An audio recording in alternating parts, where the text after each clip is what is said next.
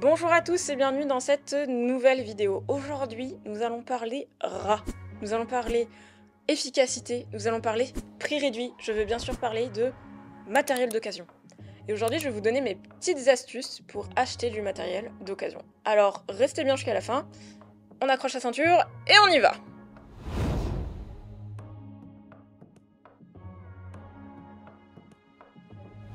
Alors, bien entendu, avant d'acheter n'importe quel matériel sur les sites que vous pouvez trouver, réfléchissez à ce que vous voulez acheter. Toujours avoir un délai de réflexion avant de passer à l'achat, bien chercher sur internet ce qu'on peut trouver comme boîtier, comme objectif, comme accessoire, est-ce que ça correspond à notre besoin. Je vais vous faire une vidéo avec un guide complet de la méthode que j'utilise maintenant pour choisir mes appareils photo, mes objectifs et mes accessoires, sachant que ça fait maintenant 7 ans que je fais de la photo, que j'ai essuyé des plâtres, que j'ai acheté du matériel qui m'a servi à rien, que j'ai perdu de l'argent. Donc abonnez-vous en masse et mettez dans les commentaires que vous voulez que cette vidéo elle sorte parce que je vais vous la faire.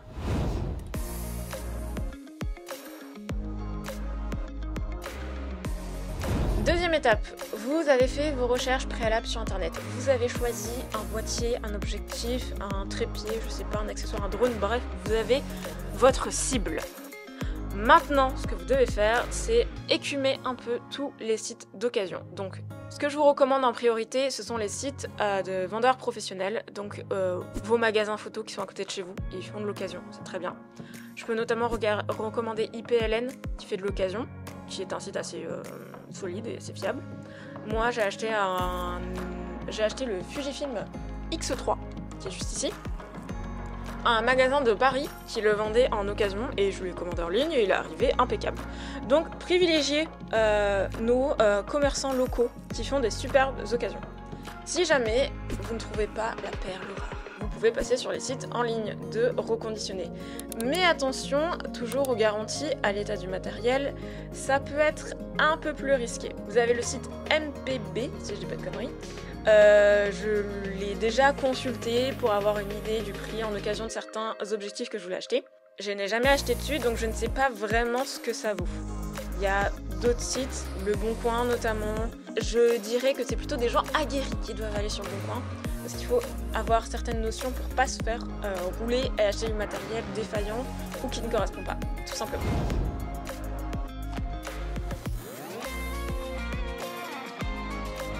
Et donc du coup ça nous emmène sur notre point suivant, vérifier l'état physique et fonctionnel du matériel que vous allez acheter. Donc que ce soit un achat en ligne via un revendeur certifié, confirmé, un magasin, un particulier, dans tous les cas, dès que vous avez le matériel en main, vous le vérifiez et vous le testez, que ce soit l'objectif, le boîtier.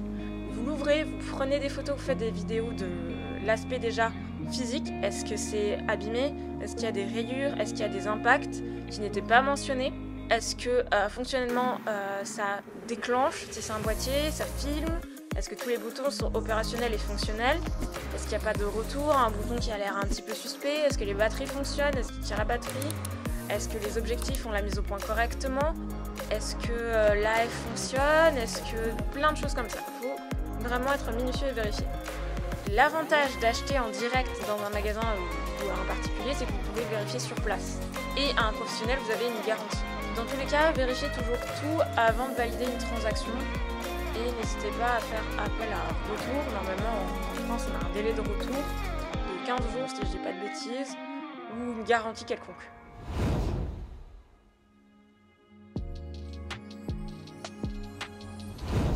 Ce point-là n'est pas forcément toujours possible, mais on va dire que si vous arrivez à l'avoir, c'est très bien. Demandez l'historique de ce que vous allez acheter. Que ça soit un boîtier, un objectif, un trépied, un accessoire quelconque, un drone, un gimbal, demandez l'historique. C'est-à-dire quand est-ce qu'il a été acheté, est-ce que c'est une première main ou est-ce que la personne l'a déjà acheté d'occasion, à qui il l'a acheté, est-ce qu'il a une facture, est-ce que il a été utilisé dans des conditions météo un petit peu compliquées, humidité, champignons, je parle notamment pour les boîtiers et les objectifs, sable, poussière, boue, neige, Donc juste avant de mourir, je disais qu'il faut vraiment vérifier l'historique. Si vous pouvez l'avoir, c'est vraiment top. Et ça permet de savoir un petit peu ce qu'a vécu ce que vous allez acheter. C'est important pour savoir un petit peu combien de temps il lui reste à vivre. Vérifiez aussi, ça fait partie de l'historique, mais la durée de déclenchement d'un appareil.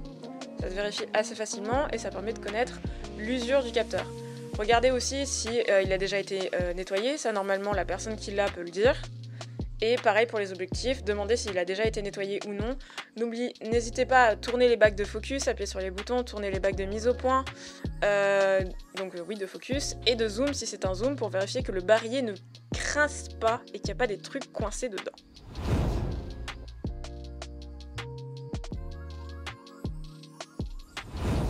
Normalement, si vous suivez tous ces conseils à la lettre, vous allez pouvoir faire pas mal d'économies d'argent sur le prochain matériel que vous allez acheter et acheter quand même du matériel de bonne qualité. Bien entendu, vérifiez toujours tout, soyez un petit peu maniaque et si vous avez un doute, si vous ne sentez pas les épaules, que vous avez peur de dépenser de l'argent pour quelque chose qui ne va pas fonctionner, allez voir un professionnel ou acheter en neuf. C'est pas si grave que ça. C'est un peu plus cher, c'est même beaucoup plus cher, mais c'est pas si grave que ça. Moi je pense que je vais maintenant m'orienter uniquement sur l'occasion parce que du coup déjà financièrement c'est beaucoup plus facile d'acheter de l'occasion que du neuf et on va dire que c'est mon petit côté écolo de l'année, hein. On va acheter de manière à ce que les objectifs et les boîtiers ont une seconde vie. Si cette vidéo vous a plu et vous a été utile, n'hésitez pas à liker, partager, vous abonner, faites monter ce compteur d'abonnés, je crois en vous. Et dites-moi dans les commentaires si vous avez déjà acheté du matériel d'occasion, si vous avez des conseils supplémentaires à donner aux autres, on est là pour s'entraider. Et sur ce, on se retrouve dans une prochaine vidéo. Allez, salut!